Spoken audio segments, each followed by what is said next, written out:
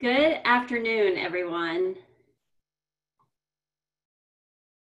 Welcome to this third in RELA's series of our retail asset protection webinars. Really excited to welcome you here today. My name is Jenny Kean. I am RELA's Senior Executive Vice President for Member Services. And again, very thankful for all of you for joining us today. As you probably know, this is content that was originally developed for our AP conference that was scheduled for back in May. And we were super disappointed that we weren't able to be with you in person, but really excited to be able to share this content with a wider group of people that may have been able to join us back in May. So before we get started, and I'll turn you over to the folks you really want to hear from, I have a little bit of housekeeping. First is antitrust. Of course, RELA operates by both the letter and the spirit of all antitrust laws. Our content today has already been reviewed, so we have no worries there, but we've linked our full antitrust policy statement in the chat box. Please review it if you like, and please feel free to stop us if anything you think in the discussion is making you uncomfortable, and we will get legal review. Second, I have a challenge for the retailers on the line today. I'd like you to begin thinking about the content as you listen to what we have today and maybe in some of our other webinars. What is the content that would interest you for next April when we are hopefully together again in Washington, D.C.? We have every year great companies who step up to present this terrific content, and the willingness to share in this community has just been amazing, and so we thank you for that. But I encourage you all to look for our call for proposals that'll be going out later this summer, and really think about what are the stories in your company that you might be able to share. Who are the speakers that might be terrific? So again, I challenge you for that. Look for the call for proposals in this summer later on. And again, we love any ideas that you have. Also, please just get in touch. If you just have an idea like, hey, reach out to me, Lisa LaBruno, or others here on the RELA team. So that's it for my pitch. We will get started. Hope everyone's been able to join in who's going to today. I'm going to turn it over to our moderator now. John Chasson is the Senior AP Field Director with the Home Depot, and he is going to introduce our panel today. I hope I didn't butcher your name too badly, John, but take it away. You nailed it. You nailed it perfectly. Again, welcome everyone to the Retail Asset Protection webinar hosted by RELA. As Jenny said, I'm John Chasson, Senior Director of Asset Protection at the Home Depot. I've been with Home Depot 19 years and in retail for 33 years. I will be your moderator for today's webinar. Again, thank you for taking the time to join us today. I know all of you have been extremely busy in the past 90 days as we adjust to the new retail environment. I know you'll find the content useful to address theft trends in your current retail environment as well. As mentioned earlier, we will hold a Q&A at the end session at the end, but you can use the Q&A button at any time to log your questions. I'd now like to introduce today's guest speakers, Kenna Carlson from LPRC and Greg Mitchell from Walmart, and I'd also like to thank them for their commitment to putting this together for everyone. So with that said, Kenna and Greg, I will turn it over to you.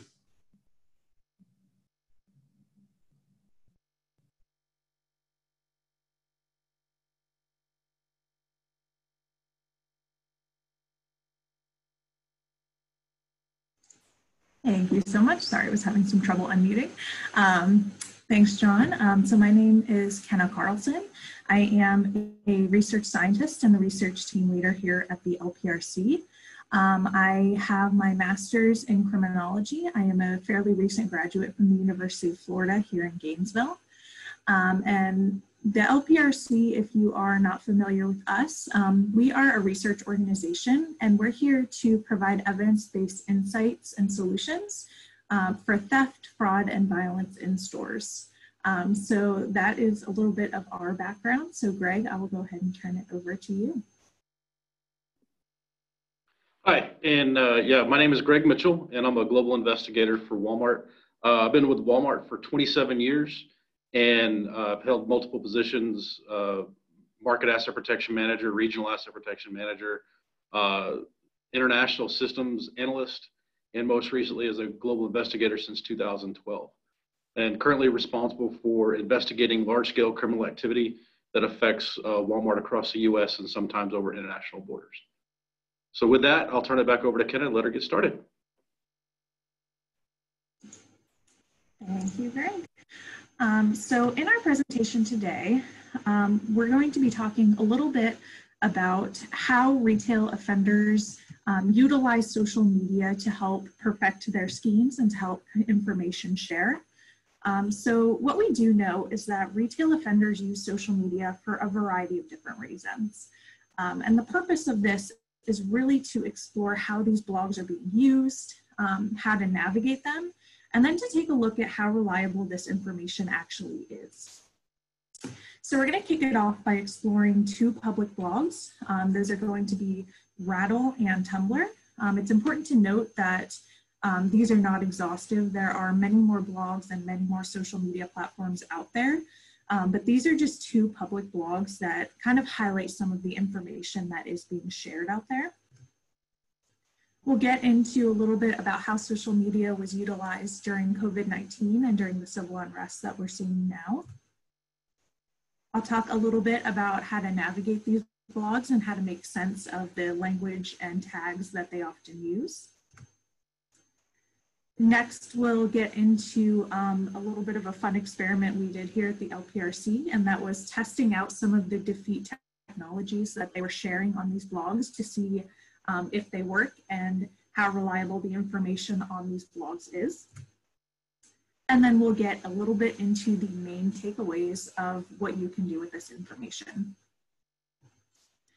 So the first blog that I'd like to go over is rattle.me. So Rattle.me is an anarchy-based online community. They really tout an open-minded spirit in this blog, but what you will notice is that there are a lot of radical leftist beliefs within this blog. And they host right now about 25 forums. These include things like illegalism, which is what we'll get into, anarchism, Antifa, ACAB, or all cops are bad, and capitalism and decay. So some of those forums kind of gives you an idea of the ideologies that are on this blog. And Rattle.me is a Reddit alternative. It was formed after a ban of their Reddit subforum Left with Sharp Edge in 2010. And something that kind of separates Rattle.me from other blogs and other sites is they use free and open source coding. So they take their privacy very seriously of their users. So they don't allow advertisements, they don't allow user tracking, and they don't allow any sort of user analytics or information sharing. So they definitely take their privacy very seriously on Rattle.me, and you'll see why as we get into some of the topics that they discuss. So Rattle.me is the host of the subforum r/illegalism. And this is a forum that's, quote, focused on the anti-capitalist practice of lawbreaking. So at the time of this presentation, they had about 2,700 subscribers and 5,300 submissions. So it's not a huge social media platform by any means, but the information that they're sharing is very interesting and very relevant to what's going on in the retail world. It's also important to note that illegalism is the most popular Rattle subforum, and these numbers don't necessarily relay how many people are visiting the site anonymously without signing up. So what they do on illegalism can be broken down into three main topics that I will discuss a bit more: information sharing, advice seeking, and AMAs, which stands for Ask Me Anything. But before we get into that, I wanted to talk just really quickly about some of the rules and ideologies that they follow on r/illegalism, and this kind of gives you insights onto the mindset of these users.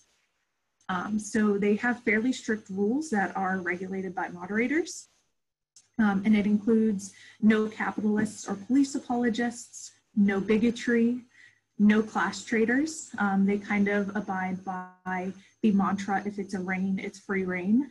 Or if it's a chain, it's free reign, excuse me. And they are very much against targeting mom and pop stores or any of those smaller chains. Another rule, avoid moralizing, and then kind of going along with their privacy, no solicitation of private info, no buying or selling, anything along those lines. So for the first major thing that they do on r/illegalism is information sharing. And the first topic that I want to talk about is their retail theft master list.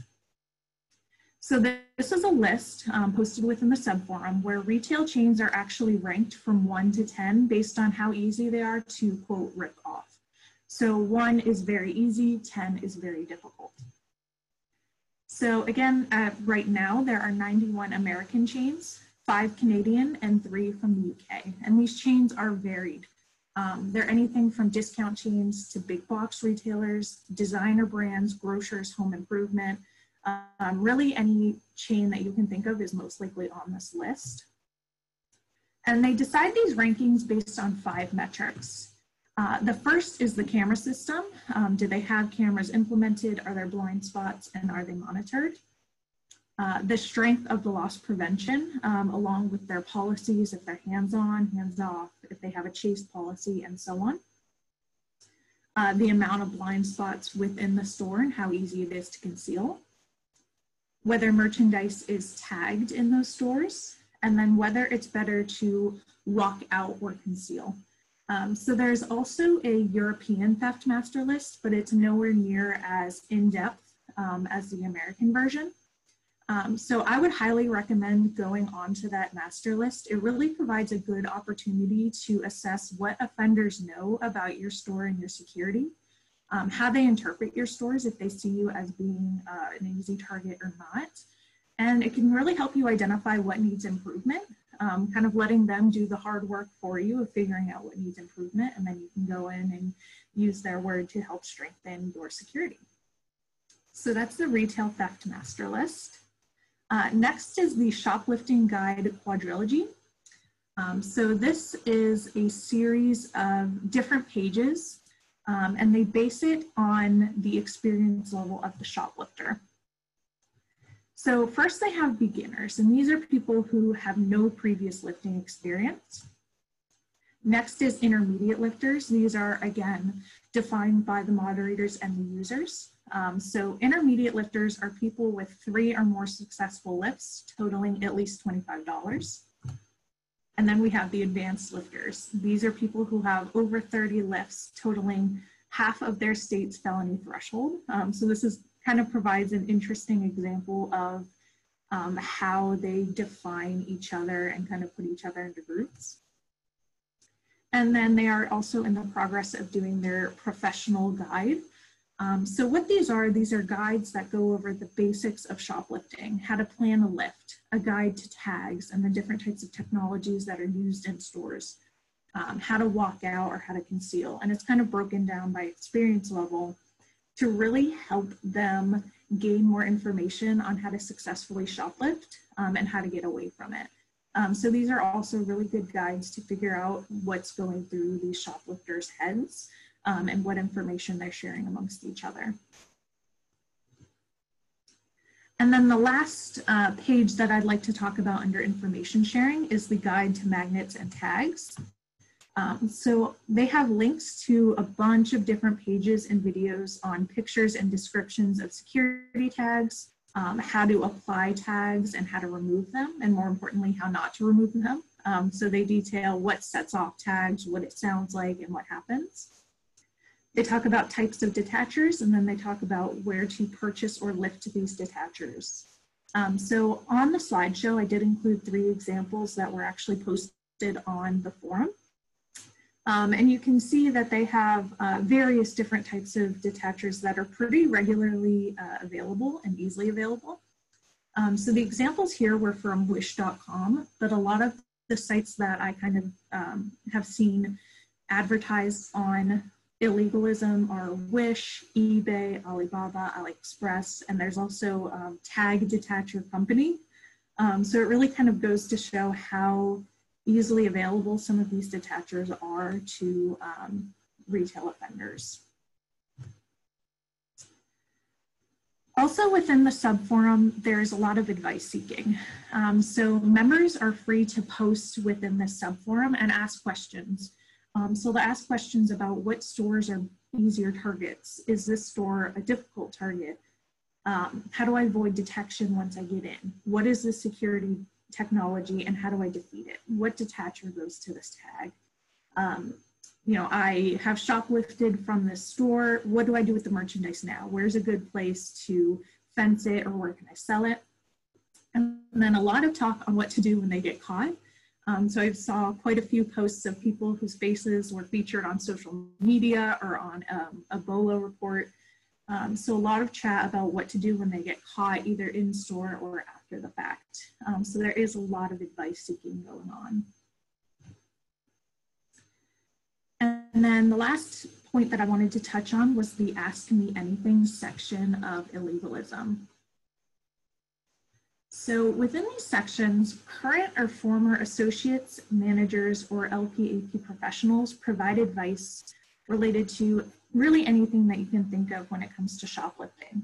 So they'll disclose the types of technologies that are used in store, whether they use uniform or plain clothes to security, how often cameras are monitored, what their apprehension policies are, if they're hands-on, if they're hands-off, what their chase policy is, as well as optimal lifting times when cashiers or other associates are busy with other customers, when there's the most foot traffic to make it easier. So they share a lot of information that could make it easier for these people to shoplift from your stores. And it's important to note that the knowledge and the language that these individuals use does indicate that some of these are likely legitimate. And for a real world example, I'll turn it over to Greg to talk a little bit about Walmart's investigation into this. Thanks, Kenna. Yeah, when we started looking into a lot of these, first of all, let me just say, if you don't have someone on your team that's looking into social media or social media analytics, definitely missing the boat, because there are a ton of folks that are out there that can really look into a lot of different things within these Reddit forums and these Rattle Me forums that can actually get you a lot of information that you can take action on. The important piece to this is, yes, you can see what's going on. Yes, you can see what they're talking about, but how do we take action? What are some of the things that we can do to either harden the target, make things a little bit harder for them within our stores, or are there investigations that can be worked? And for example, last year I was involved in an investigation where we had a subject that decided to tell people how easy it was to break into a particular type of showcase, and then tell people how he was able to do a return on a particular brand of speaker. And based on the information that he provided and around the time of the posting, we were able to do some analytics, go back and find that there was a very few number of those types of speakers refunded across the country around that time frame. And then from that, we were able to cross-reference the folks that did the refunds to the information that they provided during the refund, and actually found that we had a former Walmart associate, former Walmart asset protection associate, that had completed one of the refunds. Based on that, we went back and we reviewed video from stores in the surrounding area looking over our showcases. And we were able to actually find the subject going in, opening up the case, through being able to defeat the case, taking out the product, leaving the store with it. We were able to take that information, provide it over to local police department, and were actually able to work a successful investigation on it.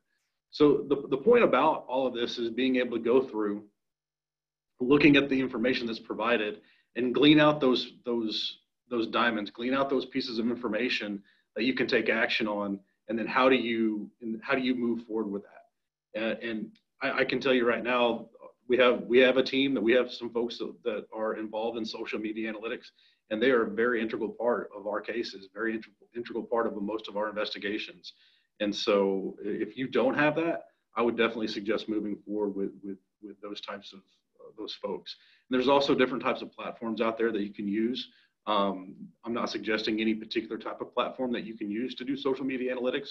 There's ones that are out there, but definitely benchmark with other retailers, benchmark with other folks that you're aware of that use this, and just reach out and see what's available, because there are many different platforms that are available that you can use to help with your social media analytics program. Kenna?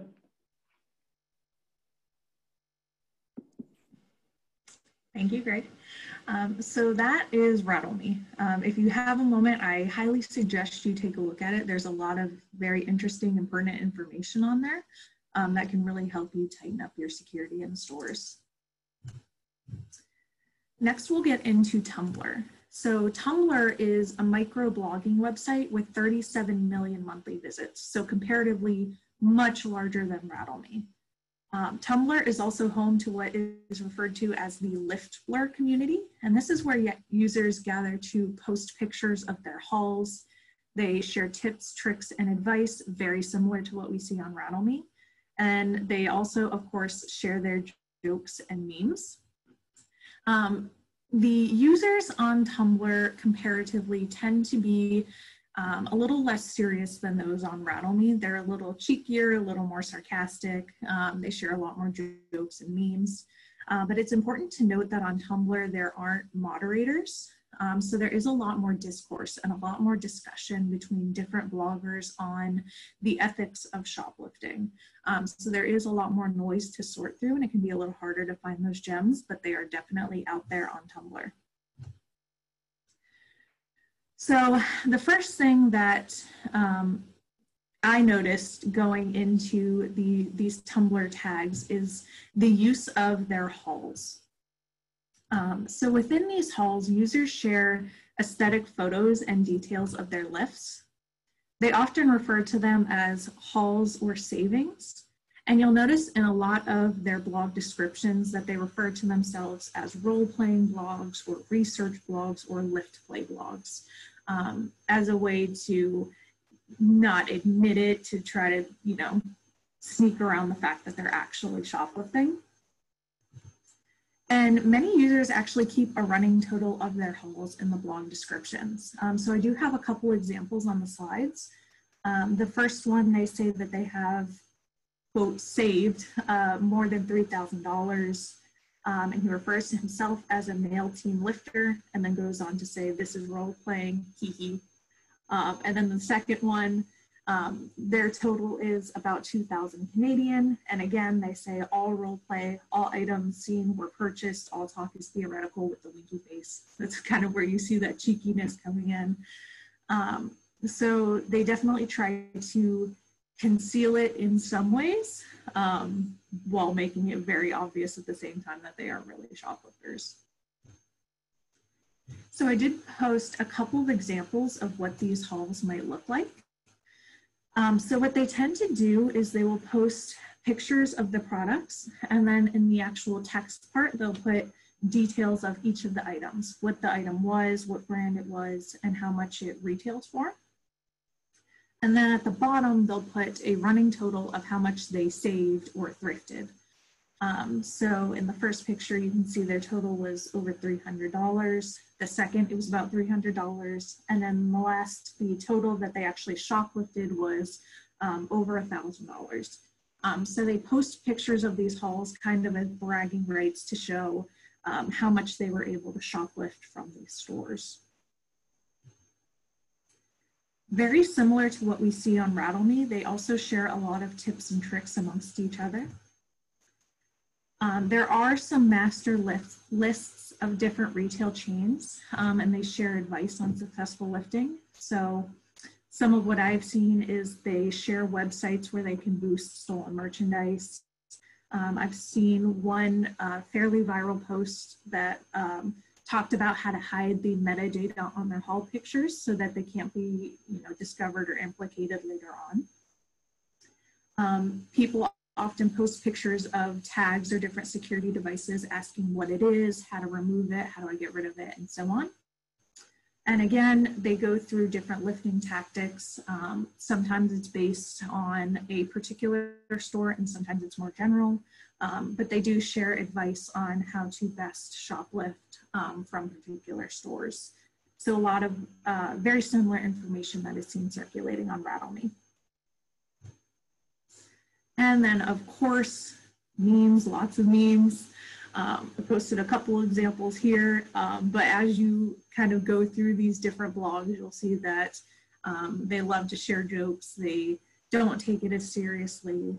But it is important to note that, again, this information going around is very pertinent and can be very, very useful to figuring out where your weak spots are and to figure out kind of how people are actually assessing your stores and whether they see your LP as being a threat or not. So that was TUMBLR. And what I want to get into next is a little bit about what we've seen of how retail offenders have used social media during COVID-19. So bloggers were very heavily discussing COVID-19, talking a lot about how it has impacted their lifts, their ability to lift, and so on. And there were a couple reoccurring topics that came up on different social media sites. The first is the use of face masks. So at the very beginning of COVID, back in March, we were seeing a lot of talk of retail offenders saying that the use of masks is making it easier to conceal their identities. It's more socially acceptable. In some cases, it's socially unacceptable not to be wearing a mask. So they're really taking advantage of it and wearing masks in an attempt to conceal their identities. Next, especially again at the beginning of COVID, there was a lot of talk about how the panic buying and in-store chaos was making it easier for them. So they were taking advantage of overworked employees and just the chaos that was going on to have some successful lifts. We're seeing more as it has kind of died down and stores have turned to customer metering, that it has made it more difficult for them because, you know, there are less customers in stores, so it makes it easier to watch for them individually.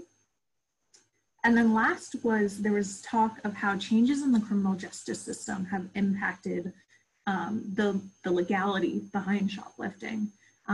So we know that in some cities like Philadelphia and San Francisco, that the police were actually directed not to go after some of these lower level offenses. So they would refer to these places as free-for-alls and kind of consider it a free zone to shoplift because the police won't go after them, essentially.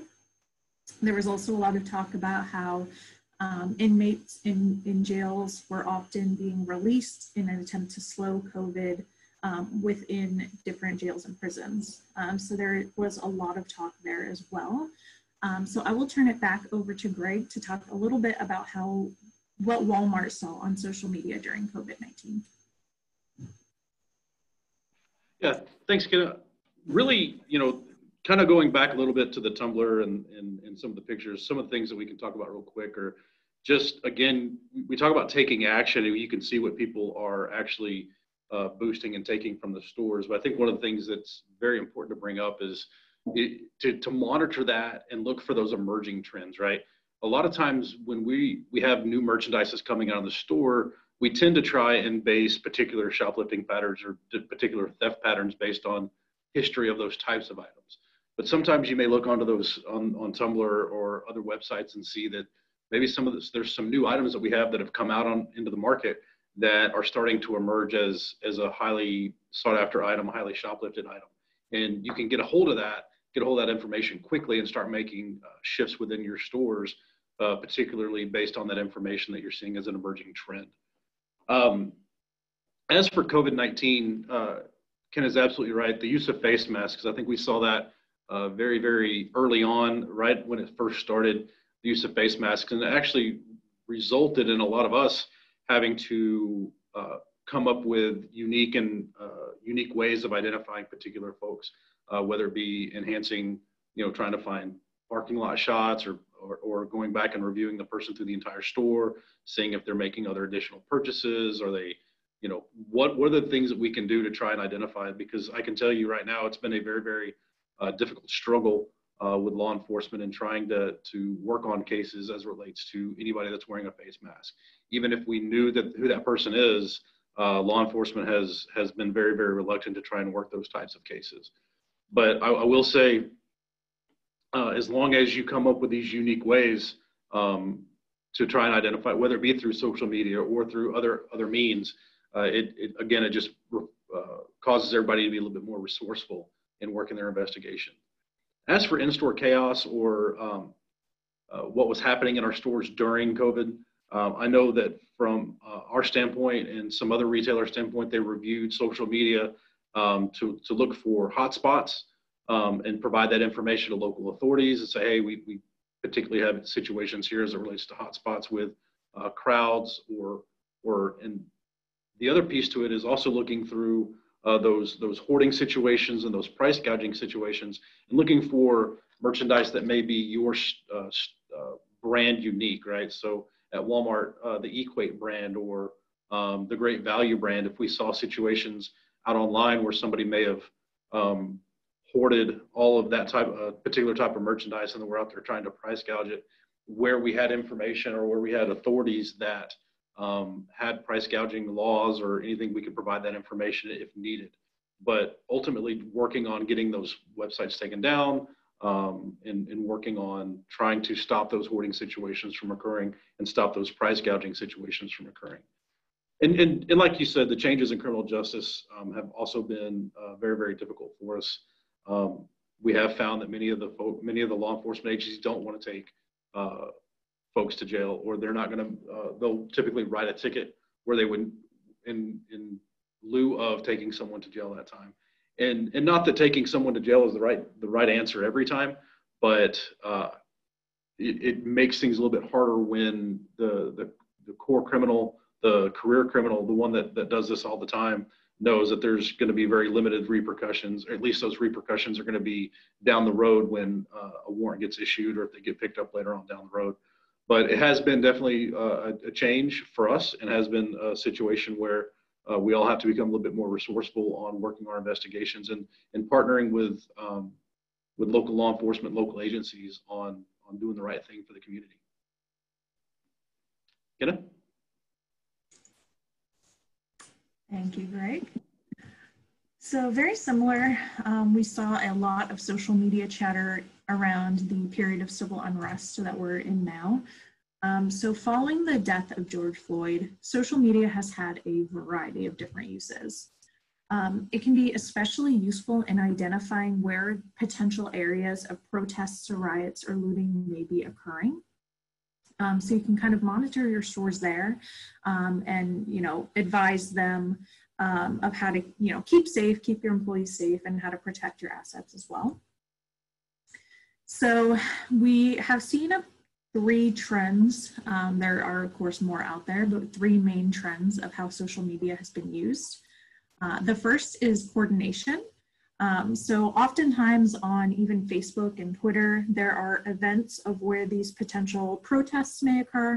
Of course, it's not to say that protests will always lead to rioting or looting, by no means, but these can, provide a little bit of guidance on where some of the focus should be directed in terms of your store locations. We've seen groups of individuals that are taking advantage of the unrest to really coordinate targets.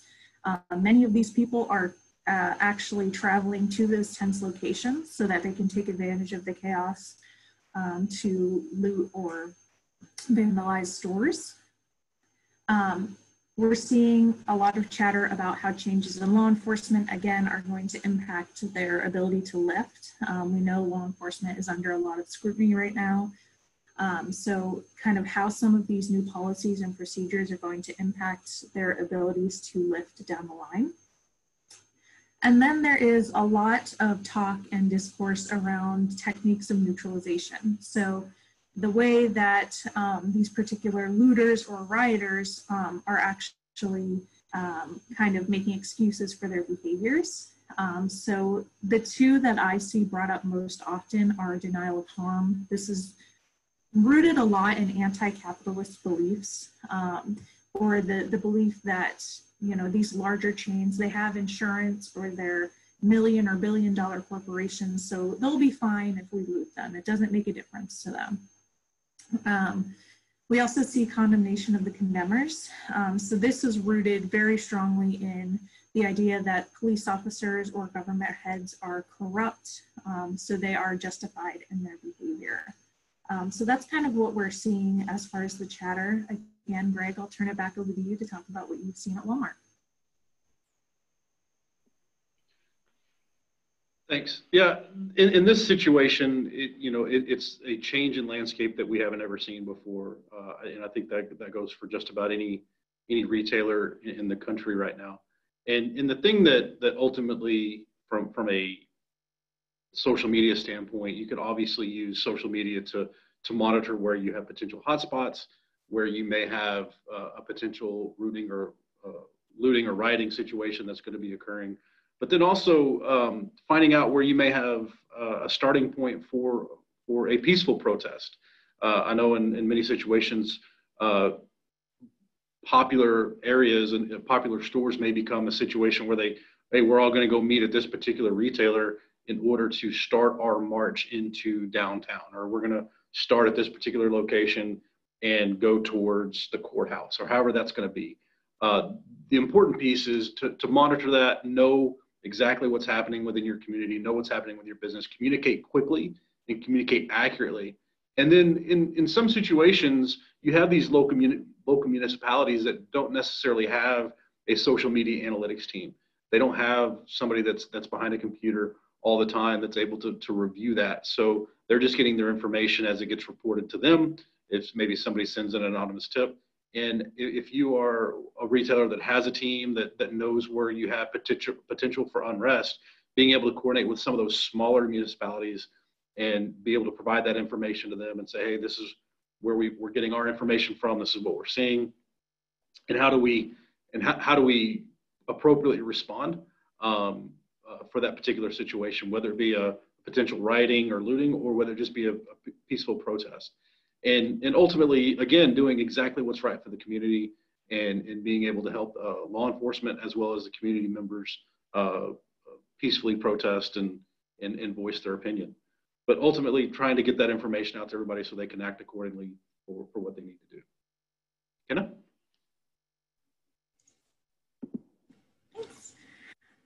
So next I want to talk a little bit about how to navigate some of these sites. So obviously the way they operate is going to be different, whether they use keyword systems or tags. But what I have seen, especially from Rattle and TUMBLR, is that users often change the spelling of brands, or they use acronyms to avoid keyword searches.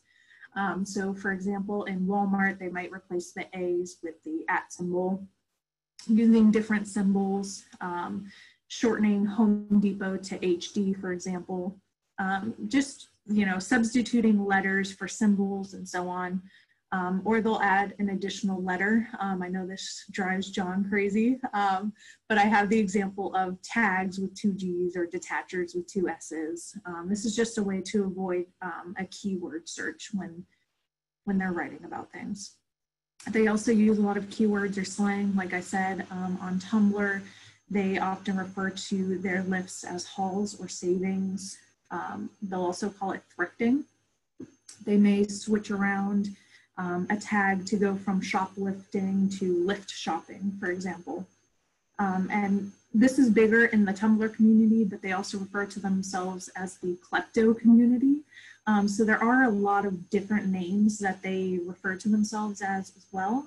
So continuing to stay updated on where those tags go as people kind of get word of this. There tends to be a lot of discourse. So if you're in the shoplifting tag, for example, it may just be a lot of posts of people condemning shoplifters. So what they'll do is they'll often switch it over to something different. So they'll tag it lift shopping, or they'll tag it klepto instead. So just staying updated on, where these blogs are going and what they're, tagging. So in the last bit, we wanted to actually test out how reliable this information is. So users often share information on various defeat devices. So these things range from very plausible solutions to some things that, are ridiculous in some cases. So we sought to understand the effectiveness of some of these technologies, some of these more realistic technologies. So first we tested RFID blocking fabric. We tested a facial recognition blocking shirt, and we tested 2 different facial recognition blocking hoodies. So what we really wanted to see was, is this information accurate? And if so, how are these defeat devices being used? So first up, we have the RFID blocking or Faraday fabric. So the Faraday fabric basically operates to block electromagnetic signals. So in this case, what they were saying is that you can use these in booster bags or to line your clothes. And if something is RFID tagged, it won't go off when you go through the pedestals. So we wanted to test this out. So we actually have RFID pedestals within our lab space. And what we did was, well, we first went through with RFID test strips to determine that they are in working order. So we went through those pedestals in different conditions with the test strip out, with it concealed in a bag, in a pocket, and so on. So first we determined that the RFID pedestals were working, and they were. And then we went through with the test strips wrapped in the Faraday fabric. And we did find that it successfully blocks the RFID pedestals. This isn't too surprising. This fabric is used a lot for legitimate reasons, to protect credit cards from skimming or to block Wi-Fi signals, anything along that line. And it's important to note that the Faraday fabric is pretty inexpensive and it's readily available online. So it can be on Amazon, eBay, or various other third-party vendors. So this is something to be on the lookout for, is that Faraday fabric can be used within those booster bags or to just conceal merchandise. And it is something that we found works very successfully. Next, we wanted to test out a facial recognition blocking shirt. You can see on the slide the pattern that is on the shirt, and it's basically used to kind of confuse facial recognition cameras. You can kind of see in the pattern, it looks a little bit like faces. So it'll overwhelm the system and it won't be able to accurately capture or recognize your face. So again, we wanted to test this out. We have facial recognition cameras within our lab space. So we would walk in and out and make sure it's accurately capturing and recognizing our faces in the system. And then we walked through with the facial recognition blocking shirt, and we found that it didn't work at all. Regardless if we were wearing the shirt, the system still captured our faces, it still recognized us. So the good news is that this technology itself does not work reliably. So I do have a couple of examples here. This is a trial example of my colleague Natanya walking through. You can kind of see that the pattern on her shoulder, but she is wearing that shirt. And the system did identify her with very high confidence of 0.95. So didn't work there. And then I also have one of my colleague Diego. Again, he walked through with the shirt on, still matched him with a confidence of 0.89. So still recognizing and capturing our faces. So good news for facial recognition cameras. Similarly, we wanted to test out facial recognition blocking hoodies. These actually have a dual purpose. First is it's supposed to defeat license plate readers. Unfortunately, we didn't have one available to test this out, but essentially it's supposed to overload the system with the pattern of license plates, so it'll capture that as opposed to the real license plate. And then allegedly, it's supposed to block facial recognition cameras by confusing humans as passing cars. Does it work? No. Good news is no, it does not work. So I have a couple of examples of the trials again. Down on the left side, there's me. I was wearing the hoodie and it still captured my face and recognized me with a 0.85 confidence. And then again, my colleague Natanya walked through with the hood up and it captured and recognized her face. It is notable to mention that the hoodies did work when the actual hoods themselves were up and blocking our faces. You know, that makes sense, but it had nothing to do with the pattern itself. Neither hoodie was successful at defeating the facial recognition blocking cameras. So 1 out of 3 did work. So what are the major takeaways of this? First is that offenders are using social media to share information and to exploit your weaknesses. But the good news is that you can use these sites too. You can use them to understand how offenders perceive your store, to identify effective deterrents, figure out what's working and what's not working. Again, let them find your weaknesses so that you can continue to improve. As you do store audits, take their talk into consideration. And you can use this to help strengthen your own stores. It can also help you stay ahead of new defeat devices. We know that as our solution partners continue to come out with new technologies, the offenders are right behind coming up with new and very creative ways to defeat these things. So helping to stay ahead of those things. It's important to note that I only went over 2 public social media platforms. Other channels are used, both public and private. Things like Discord, Facebook, public and private Facebook groups, WhatsApp, Snapchat, Twitter, Instagram, TikTok, all of these different social media platforms are used. So if you do have public access to some of those things, I highly recommend that you take a look at them. Next, we know that some deviant or disgruntled employees are sharing store information to help the offenders, to give them that kind of insider information. So we recommend pre-employment screening. This can help to identify reliable and loyal employees. And routine monitoring of these sites is very important to ensure that your organization is staying safe and secure. And as we heard from Greg, these investigations can help uncover those employees who are sharing that information to ensure that that is put to a stop. And then last, regardless of the effectiveness of these defeat devices, whether they work or not, they can be a very easy way to identify a potential offender. So if somebody walks in wearing a facial recognition blocking shirt or hoodie, for example, you might be able to know with some confidence that they are up to no good and to keep a closer eye on them as they walk in. So they can be a really easy way to, identify someone who may be up to no good. And then last, as we heard from Greg, is benchmark, benchmark, benchmark.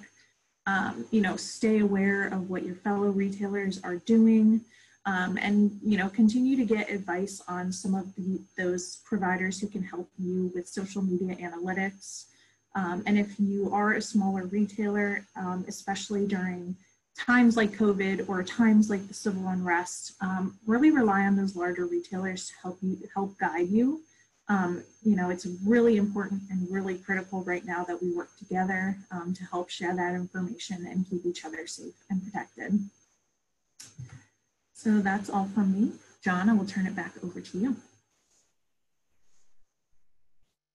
Hey, thanks, Kenny and Greg, for that. And we'll go to Q&A session. And also, I wanted to call out that as a reminder, the facial recognition technology conundrum, the Consumer Advocate Perspective Seminar is on July 17th from 2 to 3 p.m. Eastern Time. So now it's a great opportunity to go ahead and register for that. As a reminder, if you do have any questions, you can enter them into the Q&A panel. And I'll go through a couple of them that we have already. So the first question is, can these slides be provided after? And yes, RELA will post the slides along with the recording on the website in the next day or two. The second one, I'll kick over to Kenna to go ahead and answer. And the question is TUMBLR and or Rattle Me an app or a website? And did you have to create a fake account in order to join? So Kenna, I'll kick that one over to you. Yeah. So TUMBLR is both an app and a website. For that one, you do need to have an account. So I did create an account to go through those tags. Rattle Me, I believe, is just a website and it's all open, so you don't need to create an account for that.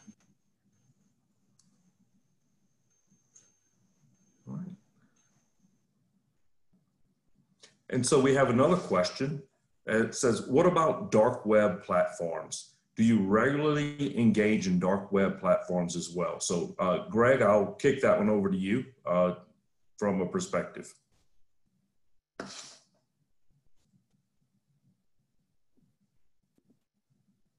Yeah, I can tell you from my standpoint, I don't get involved in dark web platforms. In none of the investigations that we have, typically, if anything we have touches that, we engage law enforcement to go through that process. But I know from my standpoint, from our standpoint, we don't. Okay.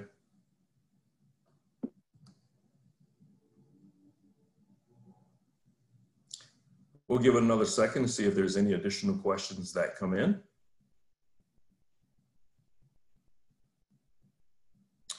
The next question is, what are the top sites that they're using to sell stolen goods? So Greg, I know it varies all the way across, so I'll let you touch on that one as well. Yeah, name it. There are multiple sites out there. Obviously, you have Facebook Marketplace, you have 5 Mile, you have Let Go, you have eBay, you have you name it. It's not a situation of a top sites, but those are the ones that I've typically run across just off the top of my head at this point. Okay.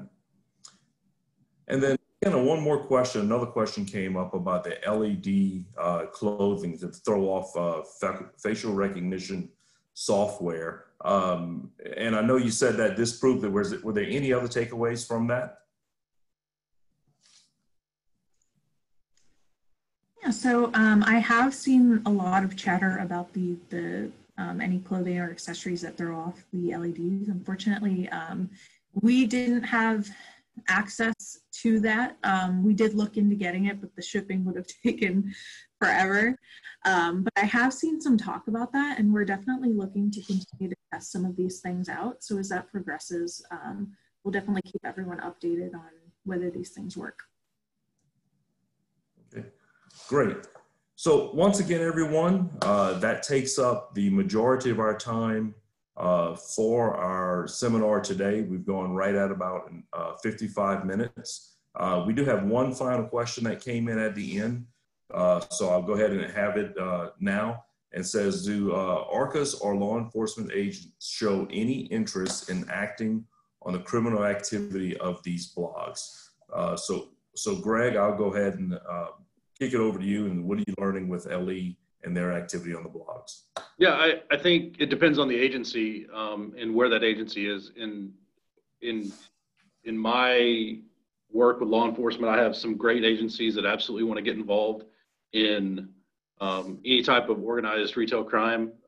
We bring them a case that absolutely, it doesn't matter. It could be on a blog, it could be on Facebook, any of these, they're absolutely willing to take it. And then you have other law enforcement agencies that just don't have time to mess with it. So it really just depends on where you are, where you're located, and what agency you're going to work with.